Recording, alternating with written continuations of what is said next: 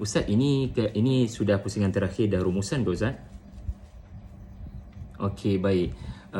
Kalau tadi Dr. Ni Abdul Rahim telah membuat kesimpulan yang tuntas dan bernas, SDG selari dengan syarak.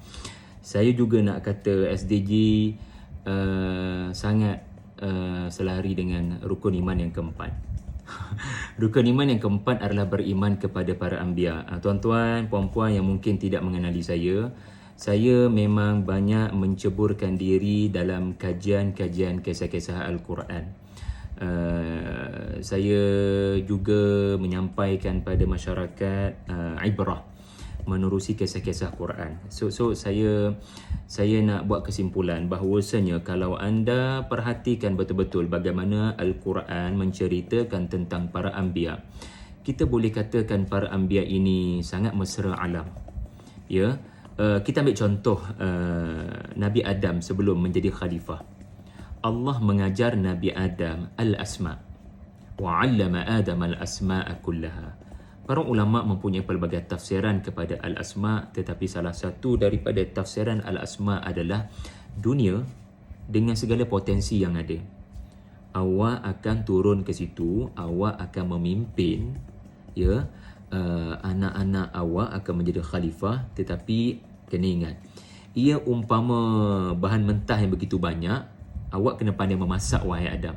So ini contoh saja. Garam dia fungsinya untuk apa, ini gula fungsinya untuk apa. Begitulah Nabi Adam bila diajar tentang al-asma'. Al-asma' ni bukan nama sahaja, ya. Al-asma' ini berasal daripada kalimah wasama, iaitulah kualiti yang unik yang hanya ada pada dia dan tidak pada yang lain. Dia membentuk kalimah mutawassimin dan pelbagainya lagi lah. Tetapi yang penting, Nabi Adam diajar setiap yang ada di atas muka bumi, mari aku wayak pada kamu apa potensi yang ada. Pokok apa fungsinya, gunung apa fungsinya, bahkan siang, malam apa fungsinya. Benda yang kamu tidak alami sekarang di syurga, tetapi itu yang bakal kamu alami di dunia. Hatta semut ada peranannya, lebah ada peranannya, labah-labah ada peranannya, rumput ada peranannya. Semua ini kita telah sebutkan sebagai ekosistem. Adam diajar tentang ekosistem yang berlaku di dunia yang sangat special. Kita pun tahu cerita dua orang anak Adam. Ya, ini menurut tafsiran, ya, di mana Qabil seorang petani, Habil seorang penternak.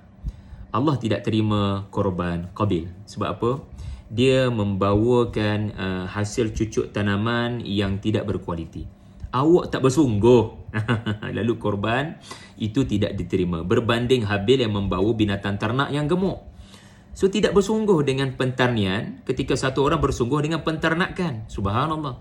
Kita ada cerita Nabi Nuh yang mendarat di Gunung Judi. Al-Quran sebut terang-terang dalam Gunung Judi, di mana lokasi pendaratan itu, ya, para ulama mengaitkan barakah yang Allah beri di Gunung Judi. Apa dia? Allah tumbuhkan. Tengok, ya, macam mana isu productivity dari alam, potensi alam. Allah terbitkan buah tin. Sebab tu ada ulama tafsirkan wattini wazaitun. At-tin itu merujuk kepada lokasi bermulanya perjuangan generasi baru selepas banjir besar Nabi Nuh AS. Itu tanda keberkatan Allah kepada penduduk bumi, di mana alam menerbitkan sesuatu. Dan sebaliknya tanda Allah murka, alam tidak lagi publish apa-apa kerana permasalahan kita. Kita ada cerita Nabi Saleh dengan unta. Unta yang dibenarkan, Nabi Saleh kata, awak kena bagi unta ni minum.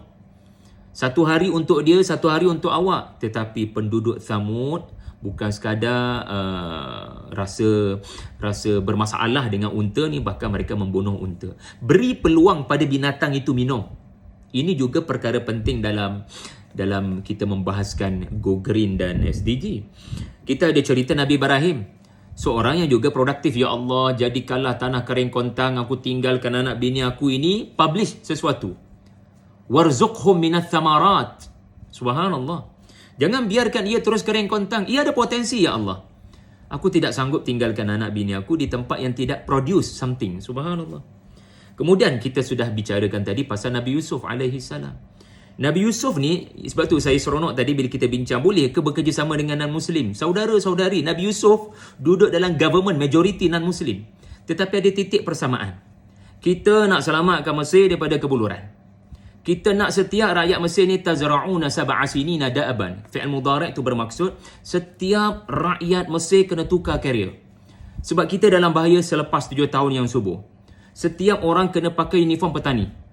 Setiap orang kena jadikan setiap inci muka bumi, dalam rumah, belakang rumah ke, sebagai ada sesuatu boleh dibangunkan daripada muka bumi tu. Ada tumbuh-tumbuhan boleh terbit. Sebab kita akan berdepan dengan masalah besar 7 tahun, satu titik saya tak akan turun.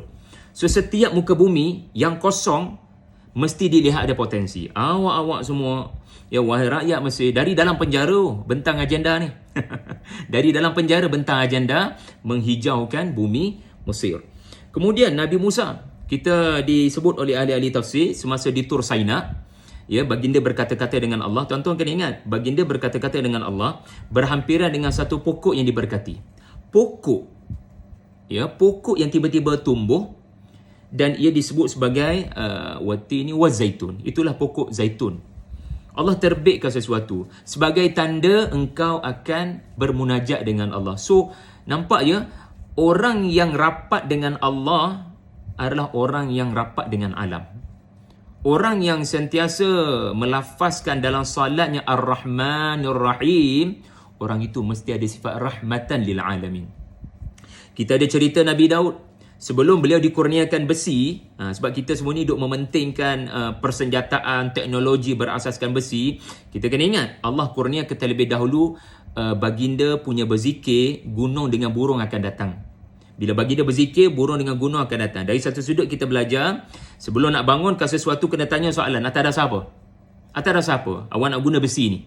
So Nabi Daud, Allah lembutkan hatinya terlebih dahulu, baru Allah lembutkan besi pada baginda. Dasar dia jelas, iaitulah apa yang saya akan buat adalah kerana Tuhan. Kemudian gunung dan burung berzikir bersama. Ini represent apa tuan-tuan? Dan bila kita tafsirkan maharib yang dibina oleh Nabi Sulaiman, iaitulah masjid-masjid di tempat tinggi.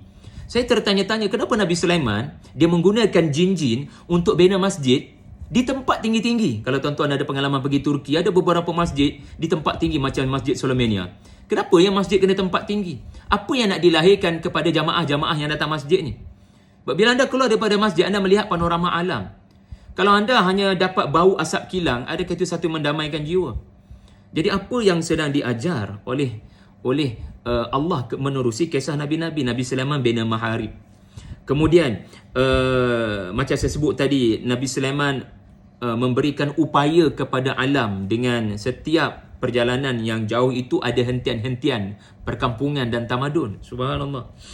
Kemudian begitulah saya nak simpulkan bahawasanya kisah-kisah Anbiya sangat selari dengan apa yang kita sebutkan tadi, melestarikan alam sekitar. Wallah.